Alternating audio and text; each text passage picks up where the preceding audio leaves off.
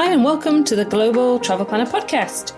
I'm your host, Tracy Collins, who with my expert guests takes you on a journey to destinations around the globe, providing itinerary ideas, practical tips and more to help you plan your next travel adventure. Hi and welcome to episode number 1 of the Global Travel Planning Podcast. In this very first episode, I wanted to take the opportunity to consider some of the ways we can all travel better and more thoughtfully. So who better to chat to than the wonderful Amanda Kendle, the creator and voice behind the Thoughtful Travel Podcast and travel blog notaballerina.com, about her thoughtful travel framework and what we can all do to become better travelers by adopting a more mindful, thoughtful approach. So, Amanda, obviously you are kind of the first person I think about when I want to know more about how myself I can become a more thoughtful and mindful traveler. The person to talk to has got to be you. Oh, thank you. I do like to rave on about thoughtful travel, so I'm glad that you recognise this. I do, and I'm particularly keen in because I have, throughout my life, I've travelled in a way, I guess, which is reflective and thoughtful, and I've travelled quite slowly. But I think and I think since actually COVID, I think there is certainly a move towards more kind of deeper connections when you travel. But I'm also mindful that there's a kind of this bucket list travel thing that goes on, as well as like how many of these places can I tick off? And I don't want to be like that. So I know you have a thoughtful travel framework, which I'm fascinated about. And I thought it would be great for you to have a chat with me about those and sort of share all those ideas that you have.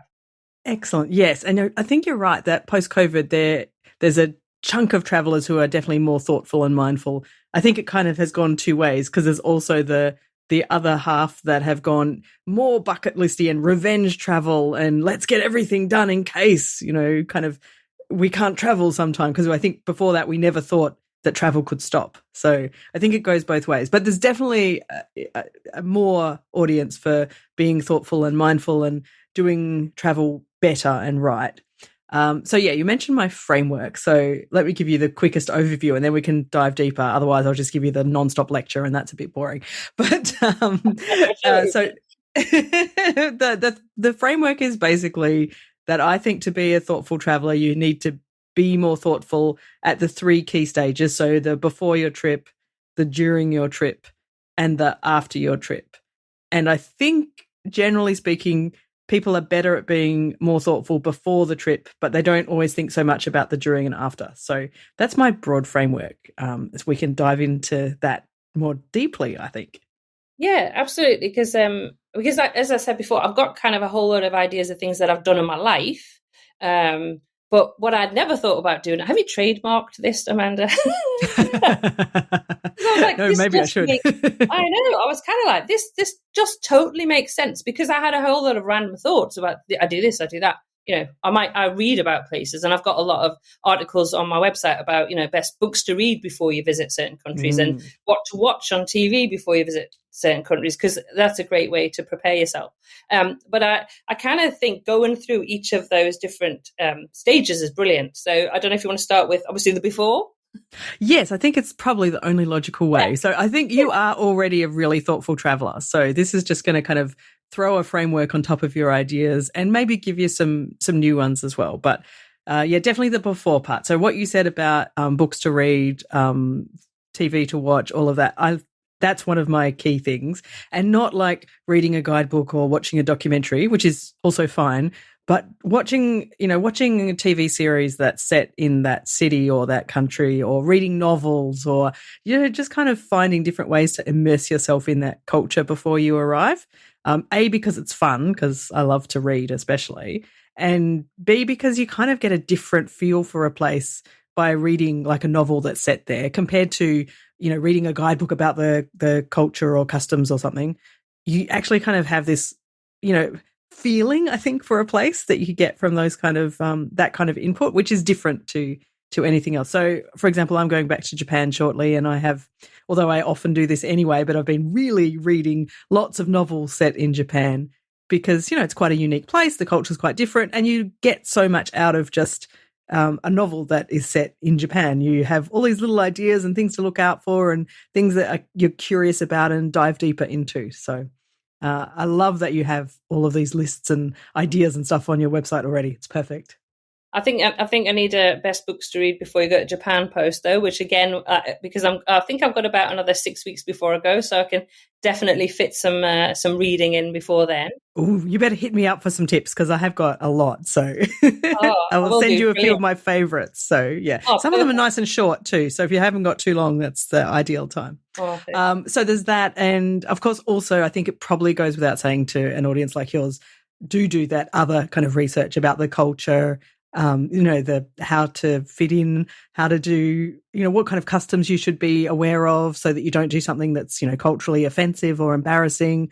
Those kind of things are important. And a bit of the language, at least, the polite phrases, at least hello, goodbye, thank you, please, just so you can, have that opening phrases and being polite makes, it does make a huge difference. I think as English speakers, it's hard for us to imagine the difference it makes, but I think it's really important. That's a really, it's a really good point. The first place I actually moved to independently was to France, and that was to learn French. So I lived in France for about a year and a half, which was perfect. So completely immersed myself in the French culture, was actually totally fluent within 6 months because I worked for a French family. The children didn't speak in English.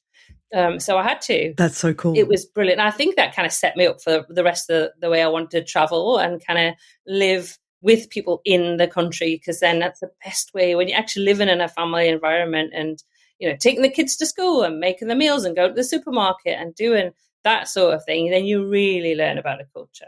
100%. And the language. That's so impressive. So, I think that's getting close to the people somehow is such a fabulous way. The other parts about the before thoughtfulness, I suppose, are, for me, travel gives us so much personal development. So you've kind of, referred to some of that already in that France example, but often it's things you don't know, or you don't realize until later, you become more confident or you solve a problem. Often when you're traveling, you get that idea that solves should I or shouldn't I leave this job, or, am I ready to make some other big change in life? And I find often when you're traveling, perhaps it's that you've got a bit of extra mind space and a bit more inspiration, and those kind of decisions come easier. So I often, I know it sounds a bit weird, but I often plan to solve a problem or ponder a problem while I'm traveling. So kind of set some personal goals. It might be something simpler than that, or just I want to, increase my confidence or get out of my comfort zone or take some more risks, that kind of thing. And the other thing I think that being thoughtful before a trip is about is I don't like to plan in a detailed way. I don't like to have a really planned itinerary, but I do like to just do enough research that I'm aware of ways I can do good or do better when I'm traveling. So, for example, I've just come back from Thailand, and that was a media trip, so the itinerary was pretty much planned out for me. But even before I said yes to the trip, I did a bit of research just on the places that we would go. Are they kind of ethical? Is there any dodgy wildlife tourism involved, for example? Or are they, will we be contributing to the local community, or are we going to be staying only or visiting only places where they're foreign owned and all the money will be, drained straight out of Thailand somewhere else? Yeah. Those kinds of things. Because sometimes you do have, a fair bit of, vote with your dollars kind of say there. Yeah, absolutely. And I must admit that's something that I do, again, encourage, I guess, on my UK travel planning podcast and website, and the way that I run that is very much encouraging people to stay with in B&Bs, in guest houses. It's the best way. If you want to go and, have a great Scottish breakfast, you need to have somebody from Scotland cook that for you. And you're going to get that. You're going to get that in a B&B. Yeah. For sure. So, and they're gonna know the local area. They're gonna know, it's just for me, it's much better experience to be able to do that. And obviously, going to Japan, that was what I was looking at. Now, probably don't know how to pronounce this correctly, but is it Ryokan? Pretty close, yeah, Ryokan. Yep. I've managed to book one. So again, that kind of thinking, okay, that's a good move. That's a good way to kind of, get out of the larger hotel chains and actually meet some Japanese people. Yeah, exactly. Because you have amazing conversations. I remember when we were traveling in Denmark a couple of years ago, and out in kind of rural Denmark, we stayed in the basement of a Danish couple. And I was really obsessed with the Danish education system because I'd been watching a TV series on Netflix called Rita, which I highly recommend.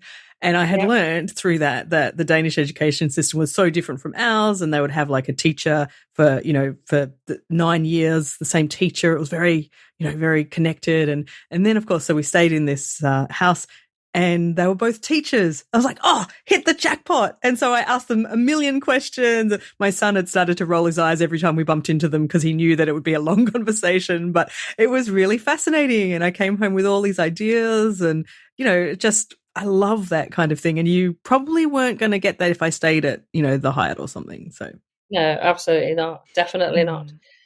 So obviously, I try to learn languages these days, but I have to say mine's a bit of a sieve. So I've got to the point where I actually will start to write them down and practice as much as I can beforehand. But I think, that's a great way to be able to, just saying that hello. I actually did a tour when I was back over in Europe in June, and I did a tour. And when we're on the tour bus, I just went over to Paris for a day trip to try it out so I could talk to my audience about what was it like. And what was really good, what I really liked about that tour guide is that on the coach when we're traveling around, he was like, okay, let's learn some how to say hello, how to say thank you in French, which is great, which is really, really good, because most of the people on that coach couldn't speak any French at all. So at least they had something. He said, go in and say bonjour, smile, because that will get you a long way. And it was great. Very encouraging. That's perfect. I think all guides should be doing that. Absolutely. I've often thought there needs to be more language education amongst tour guides. So that's such a good idea. Yeah, I know. And it is hard. I find the same. Like before it was really short notice to go to Thailand on this trip. And I thought, oh, this is the time I should learn more than, hello and thank you, which is all I'd learned on previous Thai trips, I confess.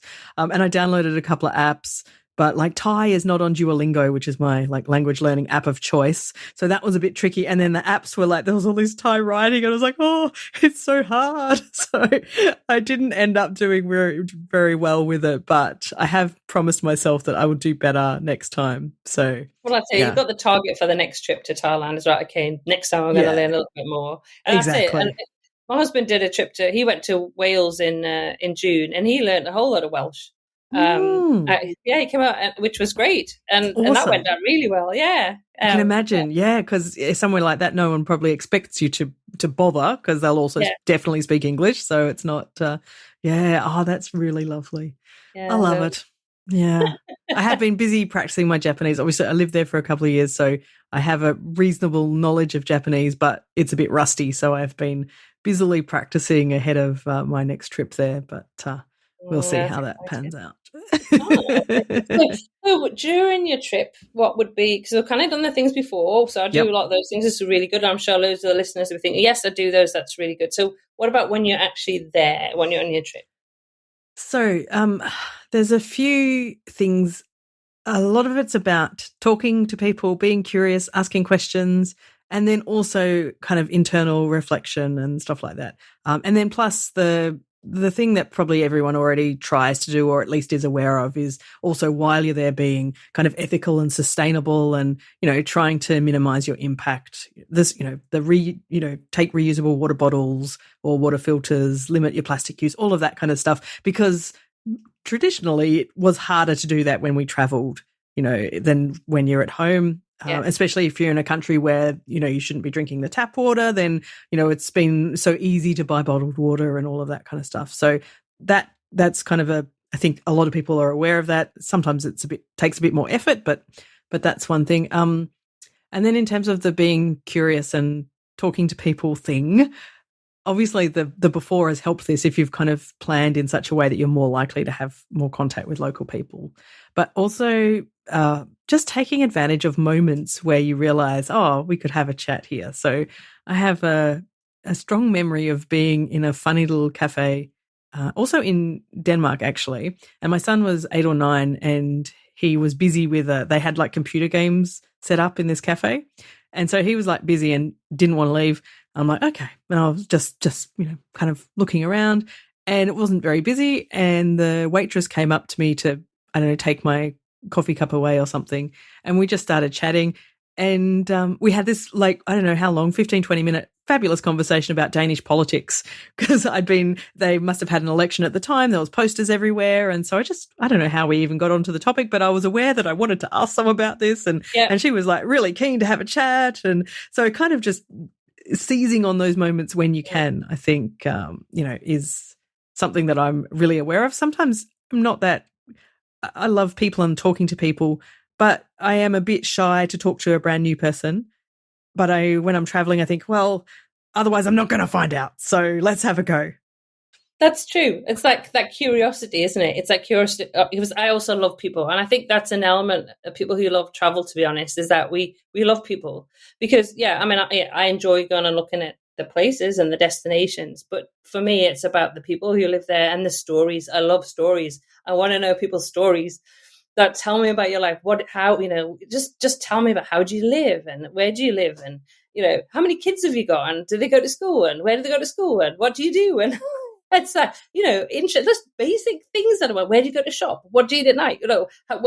Just those basic kind of like, how do you live your life? What is the same about your life and what is different about your life? Yeah, absolutely. And that is the joy of travel, isn't it? It's been able to do that. Absolutely. And usually people are so curious as well. They want to know about you as well. They want to know where you're from, why you're visiting, what do you come to see, and it's great. And those connections, I've been very privileged. And I know you've lived in a few places as well, Amanda. Is that I've been so privileged. I have got friends all over the world, and I love that. I just love that I have got.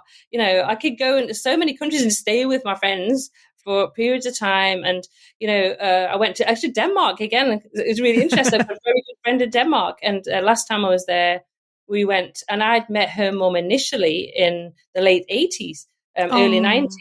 I know. Wow. And we went and she cooked a traditional Danish meal. And so my husband came along as well. And it was wonderful. We just had such a wonderful evening. So my friend came with her 2 children, her mom, and we sat and just had a really lovely evening experiencing kind of what it was like in Denmark for a Danish family. Yeah, those sort of things are just like the perfect travel moments, aren't they? I think. I'm always very grateful when I ponder those, the kind of experiences I've had. In fact, next year we're actually planning a UK trip because, so I have to pick your brains. But we have a very dear friend who we met in Cambodia. He was, in fact, our tour guide on a small group tour we were on, and he's kind of in the middle age between myself and my son. I'm never sure if he's friends more with my son or with me. We fight over it, but he's getting married to his British boyfriend next year, and we're invited, and we're so thrilled to be going over, and those kind of moments. And we've travelled with him only in Asia so far. We'll meet up in various parts of Asia and have just those fabulous experiences. And now we get to go to the UK for his wedding, and those kind of things are just, I find them super special. Oh, it is so special. And I'll give one little more story, I guess, about, so in the 90s I worked in Botswana, and I taught. So I ran a nursery school in the morning, and in the afternoon I taught English, and I taught English to 2 South Korean little girls who'd moved over with their family from South Korea. Because the dad ran the garage in Gaborone, the capital of Botswana.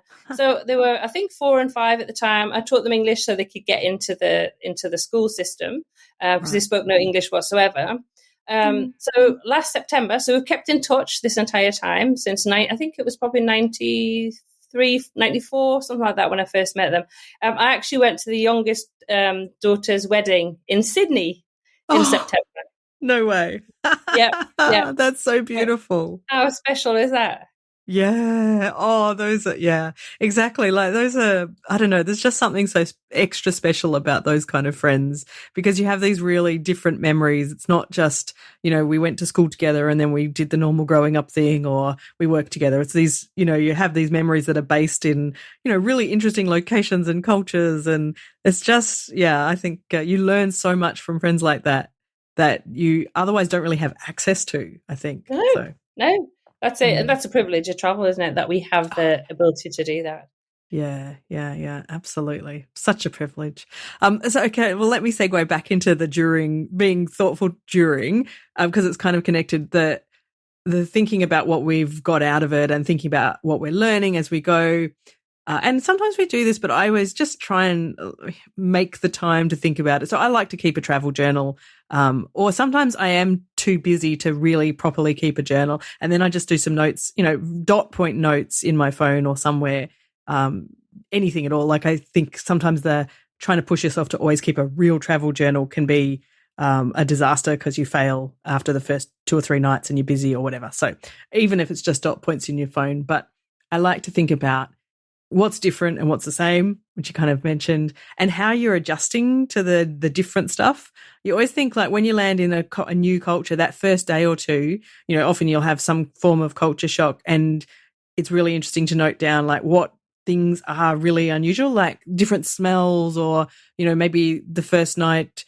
I remember actually when I moved back to Australia from Europe, I couldn't sleep the first several nights because, early in the morning, the birds would wake me up, and the birds here sounded so ugly and like annoying compared to the pretty birds I had been listening to in Germany. And then suddenly the Australian birds, and they were like right outside my window, and they were like, like awful sounds. And they would be starting at like 4 in the morning because it was summer. And I was like, I can't sleep through this. It was just so awful. But now, of course, I've been back here for 13, 14 years and don't notice them at all because you're used to it again.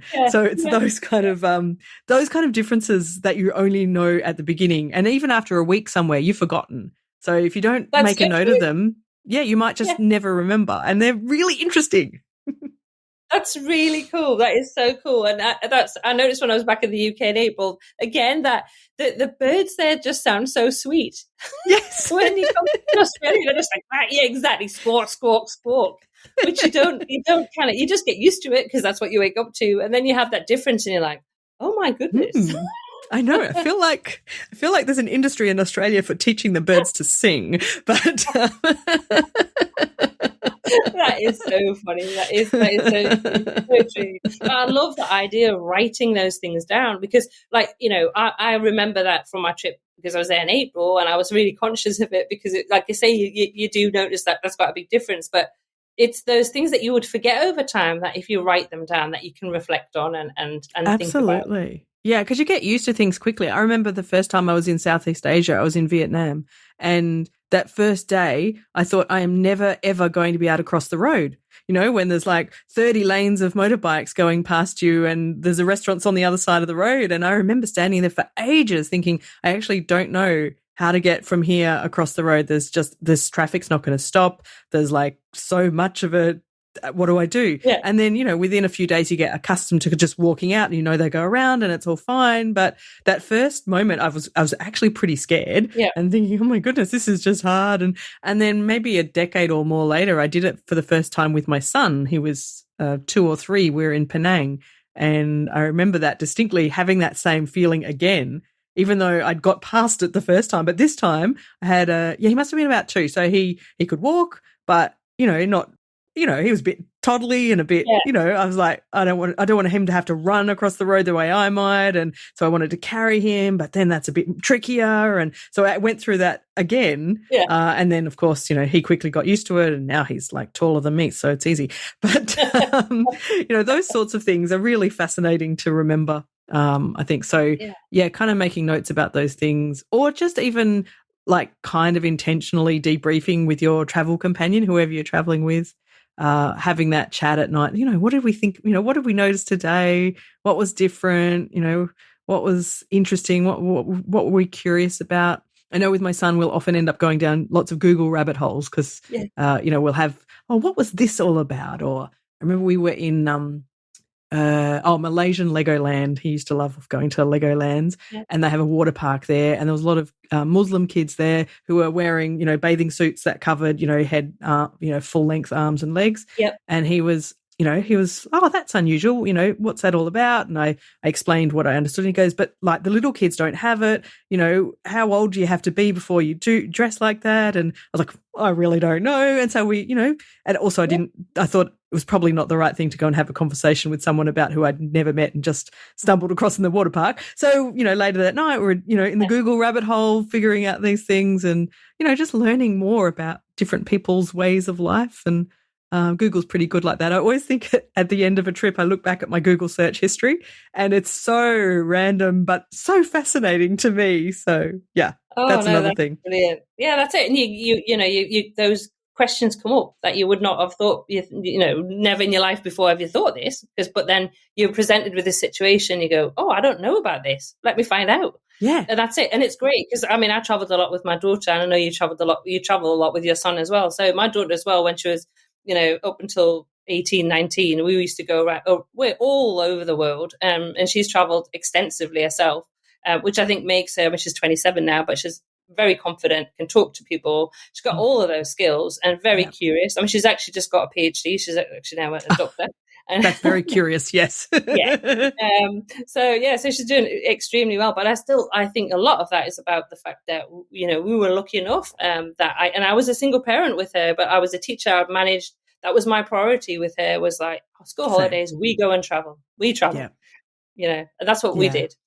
Yeah, no, same to me, same thing, single parent, but I always said I'd rather have a small house and an old car and take my son wherever we could manage. And now he's 13 and he's about to travel to the UK on his own for a soccer trip.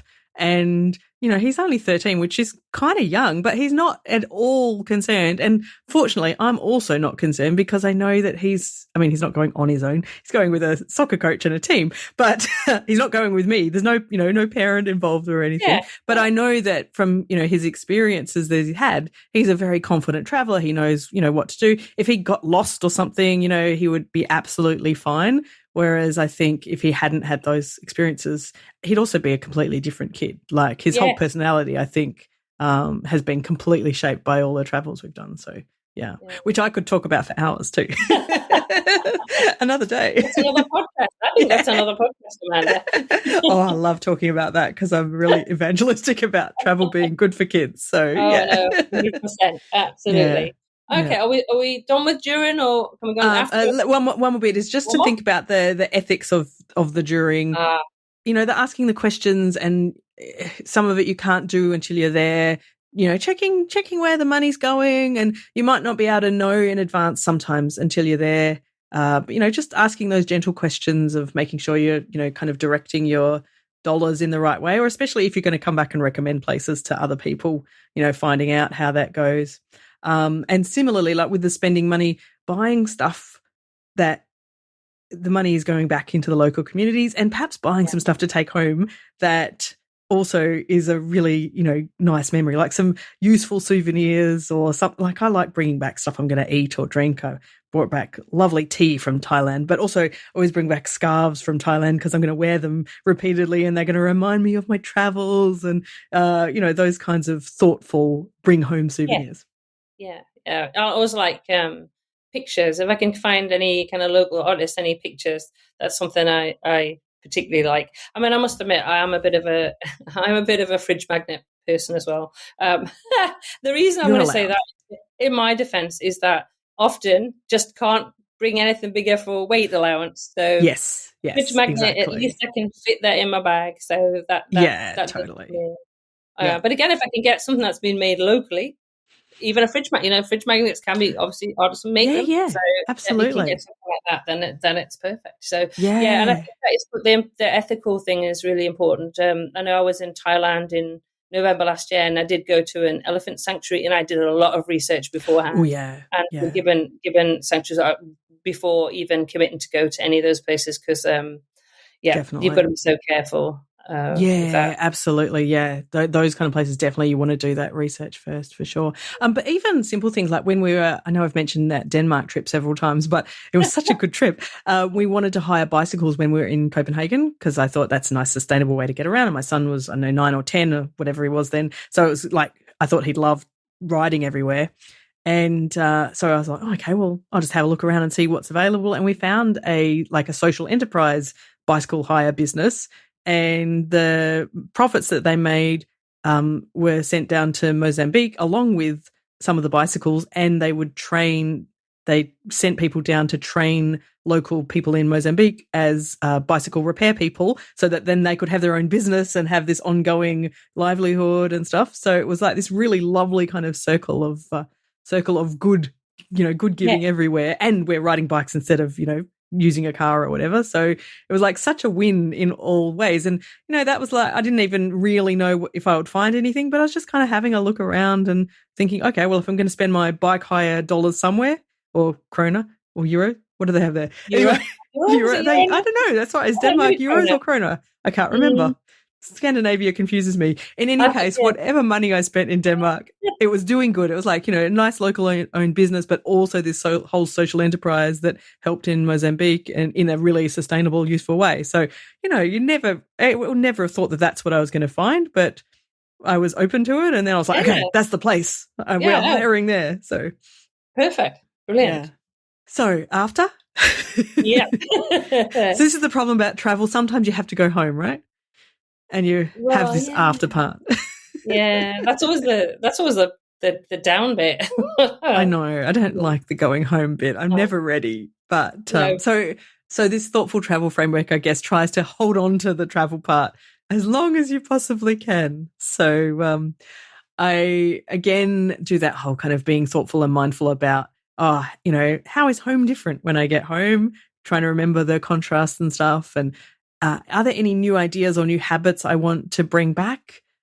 Things, I'm very ritualistic with my tea drinking, and I usually drink only green tea. And that definitely comes from my time in Japan and, those sorts of things. Or, it could be anything. It could be just something that you noticed someone do, especially if you're staying with someone else and they have, interesting habits or rituals. So bringing back those kind of new things into your life. But I think also when you get home, you actually want to talk about your travels. And no doubt Tracy had similar experiences to me where that some people actually don't really care at all. And you might try and tell them stuff, but they're not interested. But I make sure I have, you've been there, done that? Yes. I think it makes it easier these days with social media because you can put up a few pictures and stuff, and then whoever is interested will ask you more questions. And I like, being able to delve deeper with those people. But I do have, like a core group of friends who are definitely interested and will ask me lots of things. And I love kind of having those conversations, some that I'll catch up with for a cuppa and will, with the express purposes, they want to actually know about my trip. And, I love those kind of diving deeper things. And I also like to, look at these days, it's very easy. You can take, 4,000 photos on your phone and then never look at them again. So I always try and do either like sometimes I'll print out a few pictures and, put them in a, collage photo frame on the wall. We've got a few of those in our living room from various trips, or sometimes I'll make a photo book. It's kind of nice to have a physical thing to look back through and something that we'll often grab and have a random look at and, reminisce about what we learned and what we saw. So those kinds of things, or sometimes I'll even type up my journal, or, obviously I'll do podcast episodes and stuff as well. So I have that advantage of having to find ways to look back. But I think in the looking back, you kind of can really think about how it went, what you might do differently, what you learned, what advice you would give someone else. You can kind of be really thoughtful about it. And the other part to that is I often find things I want to know more about that, I didn't even know I was going to see or do particular things. And then you come back and you often don't have that much time on the trip. But once you come back, you can dive really deep and there might be books to read or like just lots of internet stuff to trawl through or something to watch, and having that kind of deeper connection with a place. You can, find the parts to it that are, really inspiring to, like in Thailand, we were up in Chiang Rai and we went to the White Temple. Have you ever been to the White Temple? I haven't, no. So it's a crazy place. And like little things for a start that I kind of thought all temples were old, but this temple is new and it's created by an artist. It's kind of more like La Sagrada Familia in Barcelona. It's kind of this, crazy, decadent, still being built. It's very similar, in fact, still being built, may not be finished for decades kind of structure, but with all this interesting history behind it and this particular artist, I became kind of obsessed with learning more about him. And, I didn't even know, like, to me, I'd seen a picture. I thought, oh, White Temple. Okay, nice. But now I'm like, oh, there's so much of interest behind this temple. Like there's images of Superman or like all kinds of modern pop culture painted inside this temple. Like, whether, didn't know you could do that in a temple. It's like, it's fascinating. So those kind of things as well, like go deeper. And then, the only other thing I do, if we come back to the sustainability kind of part, the other main thing I do after a trip is, so I tend to not tick the boxes on carbon offsets when I'm traveling. Like, I don't buy the airline carbon offsets. I don't trust that they go to the best place, but I tend to, there's lots of online calculators to calculate what, your carbon footprint, what that, what the emissions were for, your travels as a whole. Mm-hmm. And then I tend to donate that to somewhere that I found somewhere along the way that I think, so it's not necessarily planting trees or 100% carbon related, but somewhere that I think I can do good, where that money will do good. So that's my kind of, I don't know if it's a weird way to do it, but I feel that it kind of has this nice circular effect, and I'm giving back in a way that I think is probably more beneficial than just ticking a box. So, I think that's really interesting. That's a really interesting way to do it, and a good way to do it, because I'm conscious about how much I'm flying at the minute. I seem to be on an aeroplane just about constantly. I'm a train traveler. If I can go on a train, I'll go on a train. That's by far 100% the way that both myself and Doug would travel. But obviously it would take a bit long to get to some of the places, or it would be impossible. Or it's impossible. This is a problem living in Australia. It's often impossible. Exactly. Yeah. Exactly. So it's flight after flight after flight after flight. So, I like that idea. I like what you do, Amanda. I think that's given me a kind of goal and something to think about as well, that I can look at. Because as I say, I'm so conscious about the fact that, we are living on a planet with, tangible, huge effects on the climate.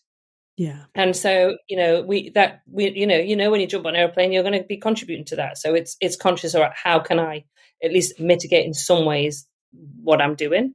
Bit of a fine balance, but I think it's being conscious of it. I think being conscious is the first thing that you need to do. And it is a privilege that we can jump on airplanes and travel wherever we want most of the time.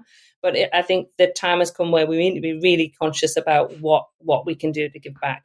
Definitely. Yeah. 100% agree. Well said. Yeah. Okay. So that was, we had a few segues because we've got lots of interesting things to talk about, but that is, broadly speaking, my framework for being a thoughtful traveler. Done. Perfect.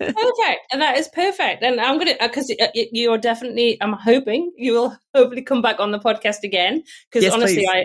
I love to talk to you. I love chatting to you. But I think this is perfect. This is enough. This episode is enough to give people plenty of things to think about, to reflect on, and things that they can do themselves to make travel for them a bit more, that they're better at traveling and more thoughtful and mindful when they travel. Even if just take one or two of these tips and implement them, it will make a difference. You don't have to do everything. I was just going to say exactly that. Like, I think the most important thing is to be aware and be thinking of it. And you don't have to do everything perfectly, and none of us travel perfectly all the time. But just being aware and putting some thought into it and what you might do differently, that's already like a massive thing that a lot of people don't do. So that's where we need to start. Perfect. Well, thanks so much, Amanda, for coming on to the podcast. It's so brilliant to talk to you today. And as I say, you'll definitely be coming back on. Yes, I can't wait. Thanks so much for having me, Tracy. Thanks, Amanda. Thanks once again to Amanda for coming onto the podcast and sharing some fantastic strategies and tips to become a more thoughtful and better traveller. You'll find links to Amanda's podcast and website in the episode show notes on my website, tracystravelsintime.com/episode 1. Do join us for the next episode of the Global Travel Planning podcast, where we will be focusing on New Zealand. Until then, happy global travel planning.